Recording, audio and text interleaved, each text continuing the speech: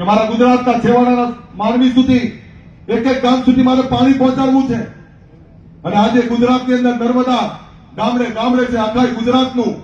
જીવન ધોરણ બદલાનું છે આપણે સુખી થયા છીએ તેમાં નર્મદાના કારણે થયું છે આપણે તો ખેડૂતના પુત્રો આપણે તો ખેડૂત આપણે પાણીને અમૃત કહેવાય આ પાણી કોણે આપ્યું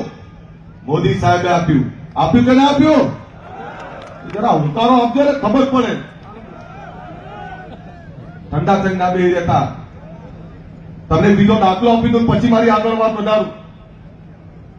એક તાલુકા પંચાયતની ચૂંટણી હતી અમારા ત્યાં અને તાલુકા પંચાયતની ચૂંટણીની બાજુના ગામમાં બધા મતની અપીલ કરવા ગયા હું 20-25 વર્ષ પહેલાની વાત કરું મતની અપીલ કરવા ગયા આખું ગામ આવ્યું સરસ સભા રહી એક ગણ ના આવ્યું આ ધ્યાનથી સાંભળજો દોસ્તો